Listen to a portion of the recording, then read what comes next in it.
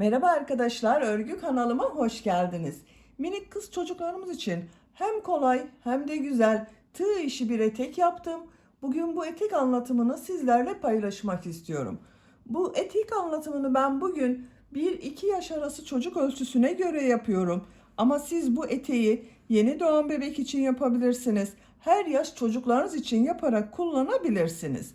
Yetişkinler için de uygun bir model. 1-2 yaş için ben bu ölçüde başladım. Siz bu eteği yeni doğan bebek için yapmak istiyorsanız bu zincir sayısını 80-84 arası başlarsanız yeni doğan bebek için olur. 1 yaşından büyük çocuklar için kiloları farklı olduğu için arkadaşlar bu başlama zincir sayısını çocuğun beline ölçerek yaparsanız çok daha güzel sonuçlar elde ederiz. Dediğim gibi bu bel örgüsünden başlıyoruz. İlk önce bu bel örgüsünü yapıyoruz. Sonra bakın yarım trabzanlar ile gövde bölümünü yapıyoruz. Uç bölümlerini modelli yaptım. Bu model örgüsü de çok kolay. Son olarak da bu papatyalı ip kordon hazırladım. Etek örgüsünü bitirdim. Bakın çok güzel ve kolay. Etek örgüsünde iplik olarak ben bugün bu ipliği kullandım.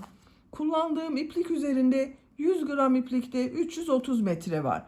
Bir yumak iplik bitti arkadaşlar. Bir yumak iplik yeterli. Siz daha kalın bir iplik kullanıyorsanız bir yumak iplik yetmeyecektir.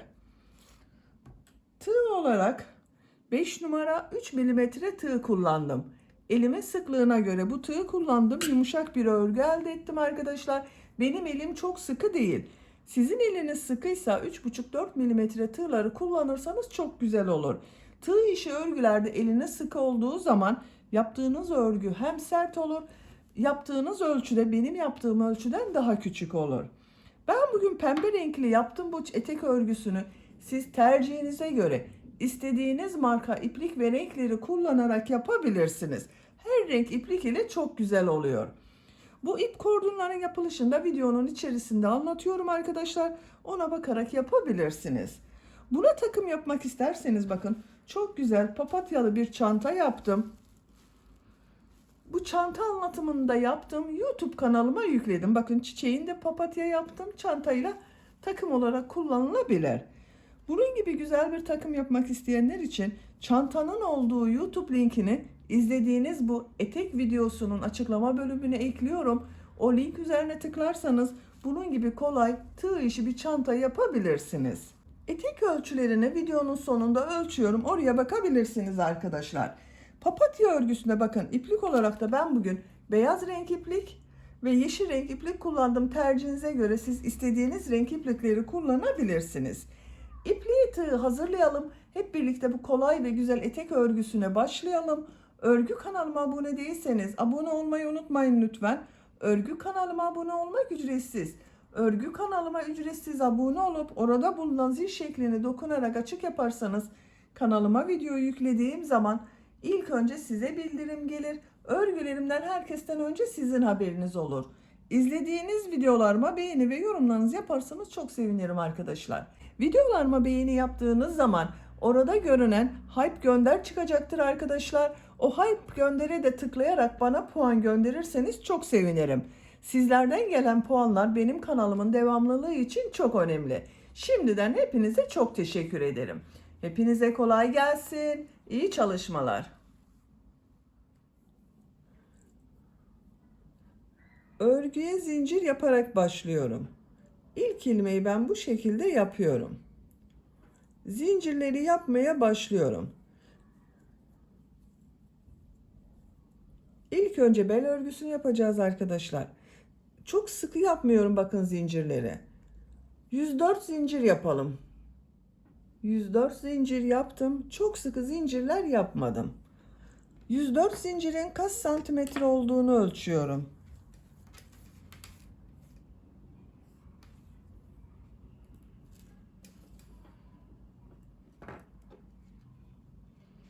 42 santimetre zincir uzunluğu var. Benim elimin sıklığına göre 42 santimetre için 104 zincir yaptım arkadaşlar. Sizin daha fazla zincir yapmanız gerekebilir. 3 zincir dönüş için yapıyorum. Tığ üzerine iplik alıyorum. 3 ilmek atlıyorum. 1, 2, 3. Dördüncü ilmeğe trabzan yapıyorum. Diğer ilmekler üzerine de trabzan yaparak devam ediyorum. Trabzan sırası yapıyoruz.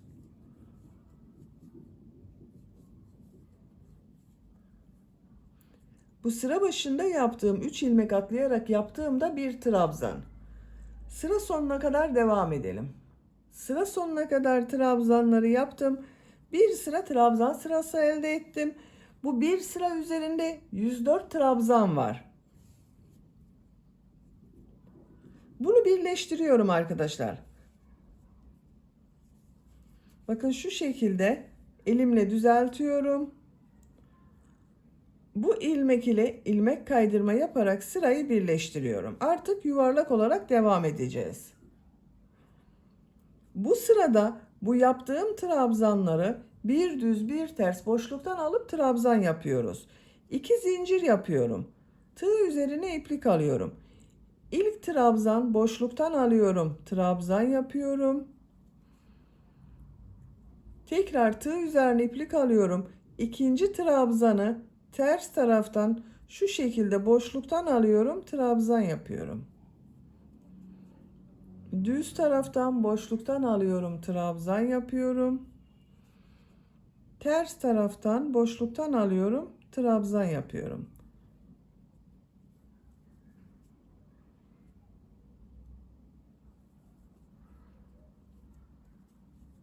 Bakın bu şekilde yapmıyoruz, trabzanları boşluktan alarak yapıyoruz.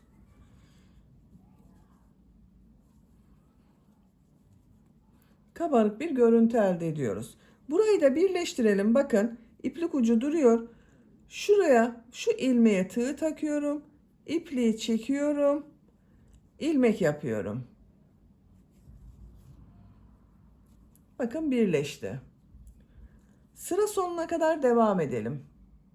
Trabzanları bir düz bir ters boşluktan aldım. Trabzan yaptım. Sıra sonuna kadar tamamladım. Son trabzanı da düz taraftan boşluktan aldım. Trabzan yaptım. Bu 2 zincir yaptım sıra başında. Bununla ilmek kaydırma yaparak birleştiriyorum. Sıra başında yaptığım bu 2 zincir ters tarafta görünen trabzan oldu. Bakın görüntüsü böyle oldu arkadaşlar. Kabarık görüntüler elde ettik. Esnek bir görüntüsü var bakın. Üçüncü sıradayım.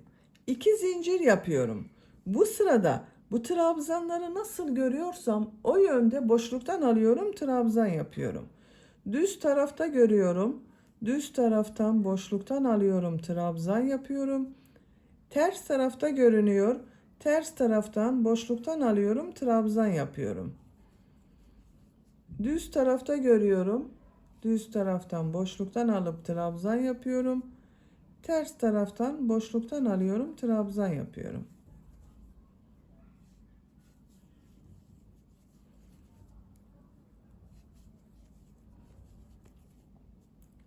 Sıra sonuna kadar devam edelim. İlmek kaydırma yapalım, birleştirelim. Yine nasıl görüyorsak o yönde boşluktan alıp trabzan yapalım. Bu bel örgüsünü tercihinize göre 4, 5, 6 sıra istediğiniz kadar bu şekilde tekrarlayarak tamamlayalım. Bel örgüsünü 5 sıra olarak tamamladım. 1, 2, 3, 4, 5. Genişliğini ölçüyorum.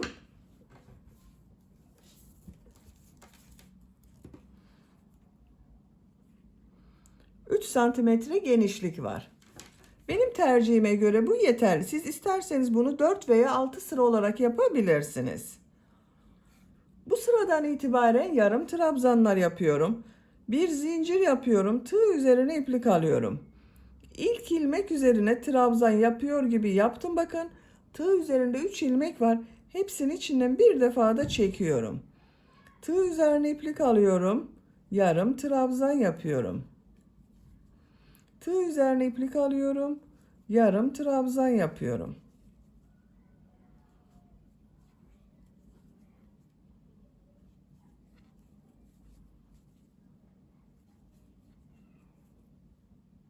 Sıra sonuna kadar devam edelim. Yarım trabzanlar yaparak sıra sonuna kadar tamamladım. İlk İlk ilmek ile ilmek kaydırma yaparak sırayı birleştiriyorum. Bakın, bir sıra yarım trabzan yaptım. Bu bir sıra üzerinde 104 yarım trabzan var arkadaşlar. Bir zincir yapıyorum. Tığ üzerine iplik alıyorum. Yine her ilmek üzerine bir yarım trabzan yapıyorum. Bakın, ilk ilmeğe de yarım trabzan yaptım.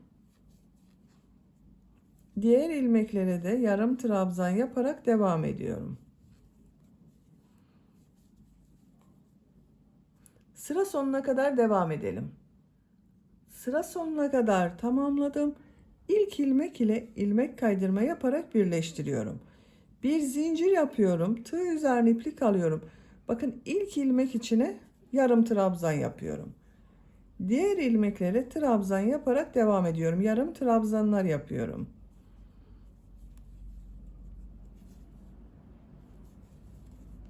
Bakın, görüntüsü böyle oluyor. Örgü bu şekilde devam edecek arkadaşlar. Yarım trabzanları tekrarlayarak örgüye devam edelim. Yarım trabzan sırası yaparak örgüye devam ettim. Kaç sıra yarım trabzan yaptığımı sayıyorum. 1, 2, 3, 4, 5, 6, 7, 8, 9, 10, 11, 12, 13, 14, 15, 16 sıra yarım trabzan sırası yaptım.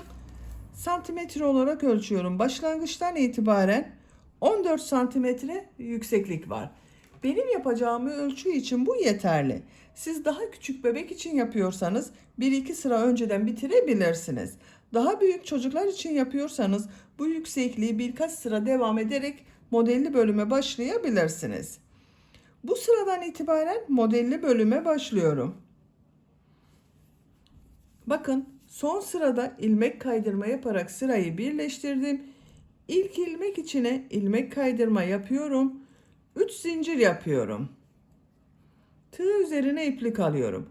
Aynı ilmek içine 2 trabzan yapıyorum. 3 trabzan, 2 zincir, 3 trabzan şeklinde model yapıyorum. Bakın, bu ilk başta yaptığım 3 zincirde 1 trabzan oluyor. 1, 2, 3 trabzan. 2 zincir yapıyorum. Aynı ilmeğe 3 trabzan daha yapıyorum.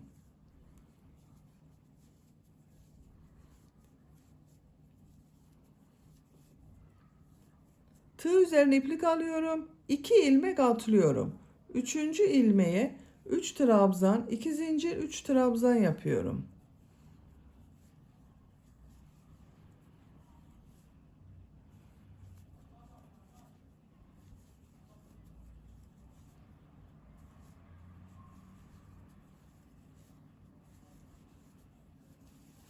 Üç trabzan, 2 zincir, 3 trabzan yaptım. Tekrar tığ üzerine iplik alıyorum. 2 ilmek atlıyorum. 3. ilmeğe 3 trabzan, 2 zincir, 3 trabzan yapıyorum.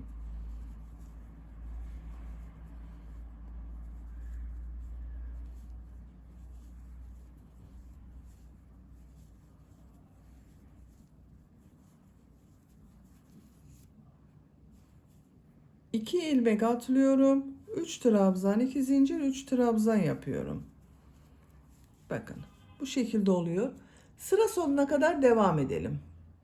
Modelleri sıra sonuna kadar tamamladım. Son yaptığım modeli ilk yaptığım bu model ile ilmek kaydırma yaparak birleştiriyorum. Burada 3 zincir yaptım. Bu 3. zincir üzerine bakın, tığ takıyorum. İlmek kaydırma yapıyorum. Bakın, ilk sırada model yerleştirmeyi yaptım. İlmek kaydırma yaparak model ortasına geçiyorum. Şu şekilde bakın, ilmek kaydırma yapıyorum. Modelleri aynı şekilde devam edeceğiz. 3 zincir yapıyorum. 2 trabzan yapıyorum. Model ortasında yaptığım bu 2 zincir üzerine yapıyorum. 2 zincir yapıyorum. 3 trabzan yapıyorum.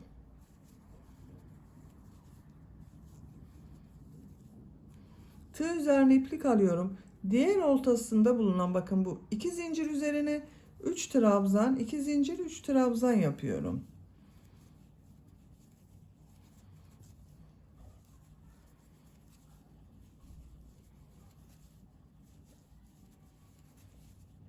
Diğer model ortasına yine 3 trabzan, 2 zincir, 3 trabzan yapıyorum.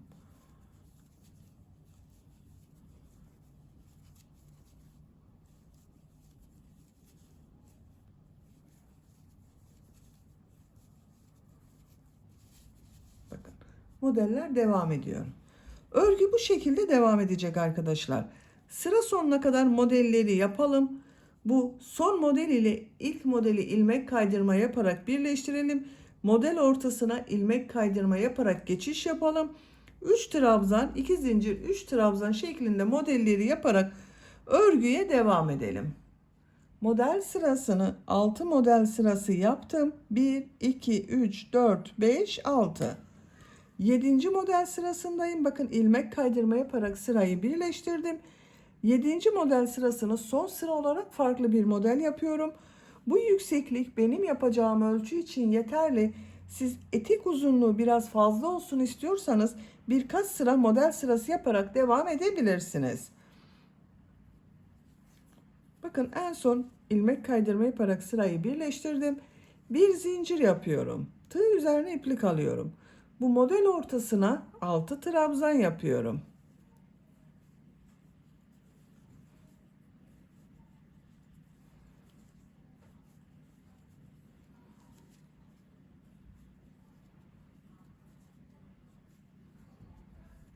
Altı trabzan yaptım. Bir zincir yapıyorum. 2 model ortasına sık iğne yapıyorum. Bir zincir yapıyorum. Diğer model ortasına 6 trabzan yapıyorum.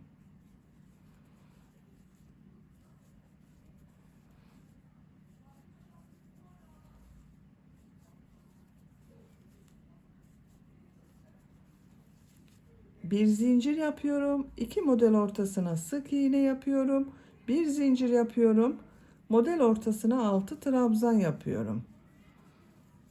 Bakın bu şekilde model oluyor. Sıra sonuna kadar devam edelim.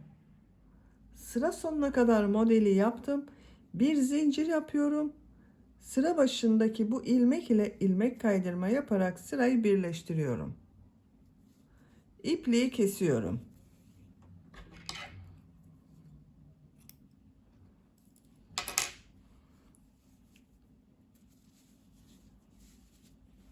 Bakın arkadaşlar, etek örgüsünü bu şekilde yaptık. Çok güzel oldu. Bu eteği bu şekilde kullanabiliriz. Bakın bel örgüsü esnek. Ben buraya bir de ip kordon yapmak istiyorum.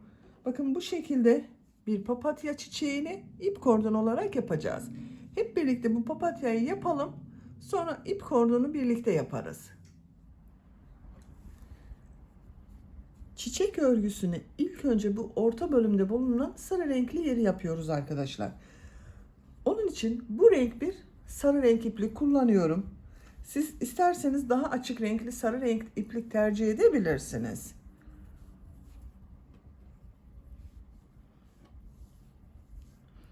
Sihirli halka yapıyorum. Bakın şu şekilde parmağımın üzerine doladım.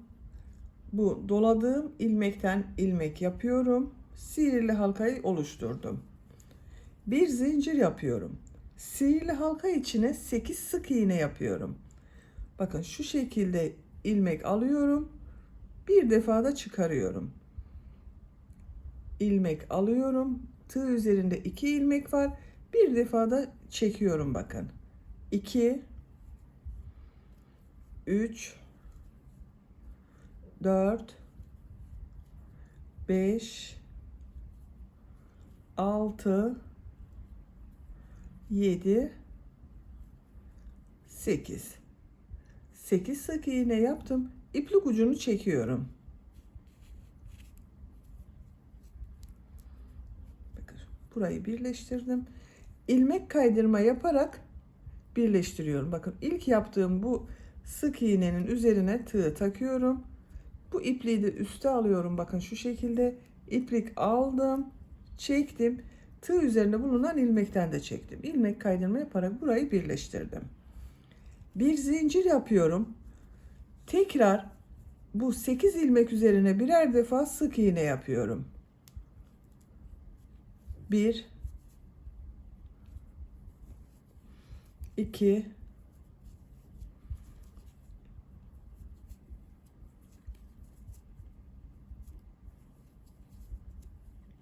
her ilmek üzerine bir sık iğne yapıyoruz arkadaşlar.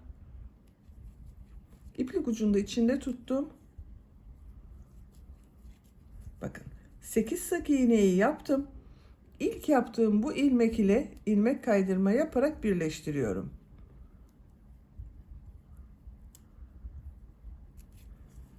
Arttırma yapmadığımız için bakın bu şekilde bir görüntü elde ettik. İpliği kesiyorum.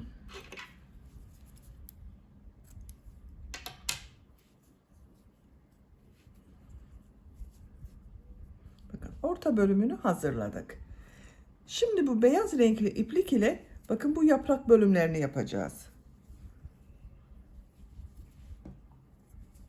Herhangi bir ilmekten başlayabilirsiniz. Ben bu ilmekten başlıyorum. Bakın beyaz renkli iplik ile ilmek yapıyorum buradan.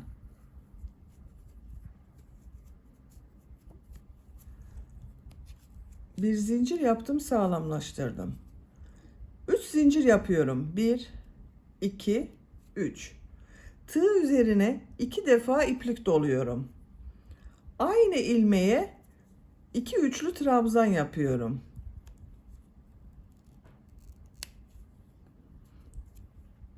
1, 2, 3 defa da çıkardım bakın. Tekrar 2 defa iplik doluyorum. Üçlü trabzan yapıyorum. 2 üçlü trabzan yaptım. 3 zincir yapıyorum. Bu bakın aynı ilmek içine ilmek kaydırma yapıyorum. Şu iplik uçlarını kesiyorum.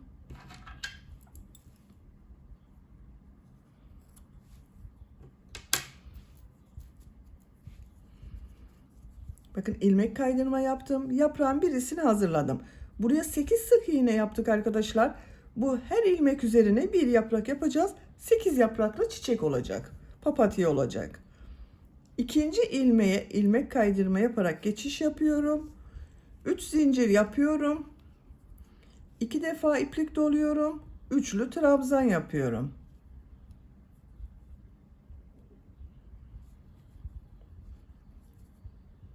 Aynı ilmeğe bir üçlü trabzan daha yapıyorum. 3 zincir yapıyorum. Aynı ilmeğe ilmek kaydırma yapıyorum.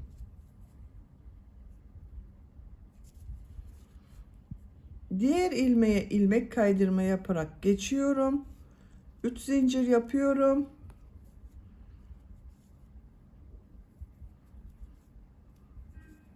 Üçlü trabzan yapıyorum.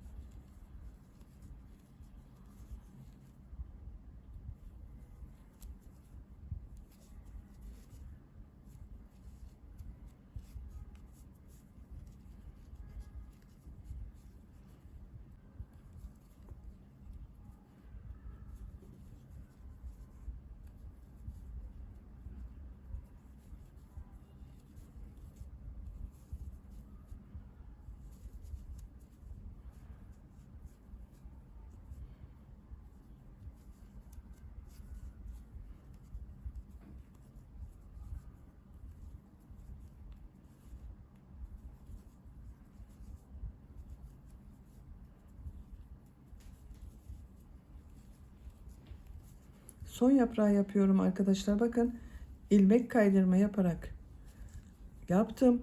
Bu ilk yaptığım yaprak ile bakın tekrar bir ilmek kaydırma yapıyorum. Bitiriyorum. İpliği kesiyorum. Bakın papatyamızı hazırladık.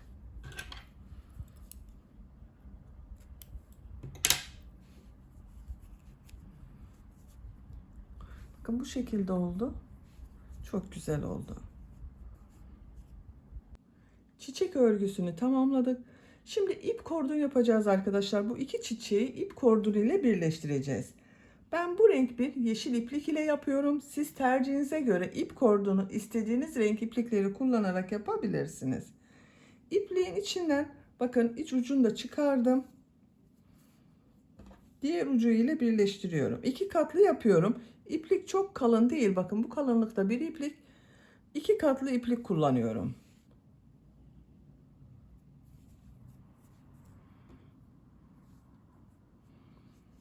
Yaptığım bu çiçeğin bakın ilmek kaydırma yaptığım şu ilmek var. Buna ipliği bağlıyorum.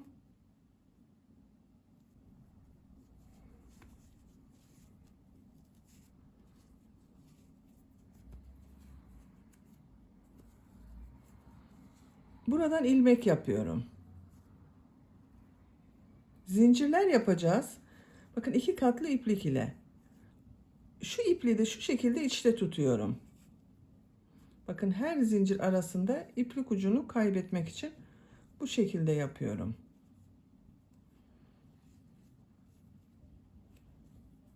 Çok sıkı zincirler yapmıyorum.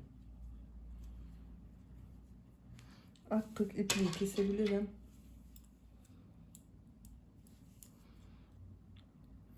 Şu şekilde iplik ucunu kestim. Zincirler yapmaya devam ediyorum. Bu zincir sayısı yapacak olduğunuz çocuğun bel ölçüsüne göre değişir. Zincirleri tamamlayalım. Sonra bu çiçek ile birleştireceğiz. İp kordon örgüsünü tamamladım. Çok sıkı zincir yapmadım bakın arkadaşlar. Bu ip kordonun uzunluğu dediğim gibi yapacak olduğunuz çocuğun bel ölçüsüne göre değişir. Bakın bugün bu etek bel örgüsüne takacağız. Şu şekilde ölçüyorum. Siz de yaptığınız çocuğun belini ölçerek yapabilirsiniz. Bakın uzunluk böyle. Bunu fiyonkta bağlayacağız şu şekilde. Güzel olacak. Ben yaptığım bu ip kordonun kaç santimetre olduğunu ölçüyorum. İkiye katlayarak ölçüyorum. Daha kolay ölçeriz.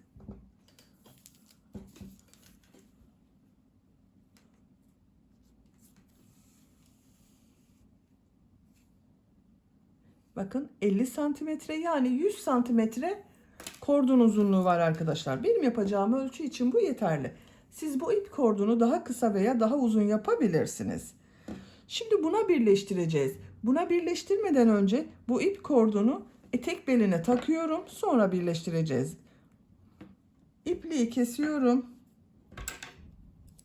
Şöyle bakın biraz iplik bırakıyorum. İpliği kesiyorum. İlmeği içinden çekiyorum. Orta noktadan başlıyorum. Bakın şu şekilde birleştirme yaptığımız yeri karşısı eteğin orta bölümünü buluyorum. Bakın buradan takmaya başlıyorum. Bu çiçeksiz tarafından çekiyorum bakın. Bakın şu şekilde ilmeğe taktım. Kordonu çekiyorum.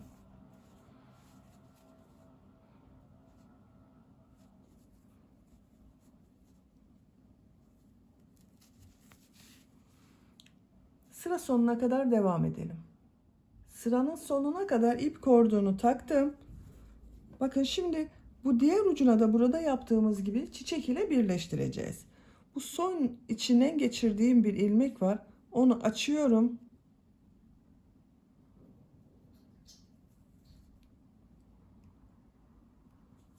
Bakın bu son zincire tığ taktım. Bu çiçekten herhangi bir ilmek kaydırma bakın. Tığ takıyorum. İlmek aldım. İçinden çekiyorum. Zincir yapıyor gibi yaptım. Bitirdim. İlmeği içinden çekiyorum. Bu iplik ucunda bakın buradaki yaptığım bu zincire tek tek geçirebilirsiniz. İlmekler arasından şu şekilde birkaç defa geçirdiğiniz zaman kaybolur.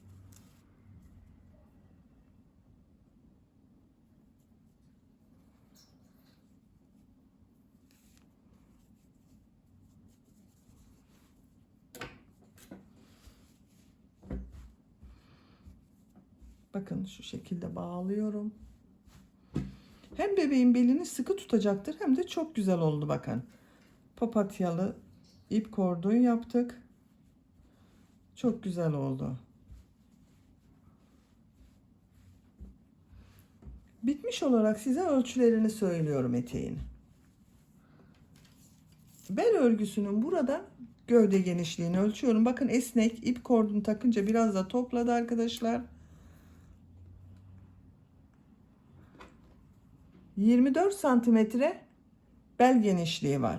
Yüksekliğini ölçüyorum. Bu yüksekliği istediğiniz kadar yapabilirsiniz. 24 santimetre etek yüksekliği var. Ben bugün 1 yaşındaki bir bebek için yaptım. Bu yükseklikte, bu genişlikte oldu. Bu genişlik ve yükseklik dediğim gibi tercihinize ve çocuğun kilosuna, büyüklüğüne göre değişir. Beni dinlediğiniz ve izlediğiniz için hepinize çok teşekkür ederim. Örgü kanalıma abone değilseniz abone olmayı unutmayın lütfen. Örgü kanalıma abone olmak ücretsiz. Örgü kanalıma ücretsiz abone olup orada bulunan zil şeklini dokunarak açık yaparsanız kanalıma video yüklediğim zaman ilk önce size bildirim gelir. Örgülerimden herkesten önce sizin haberiniz olur. İzlediğiniz videolarıma beğeni ve yorumlarınızı yaparsanız çok sevinirim arkadaşlar. Sizlerle yeni örgülerde görüşmek dileğiyle. Hoşça kalın, sevgiyle kalın.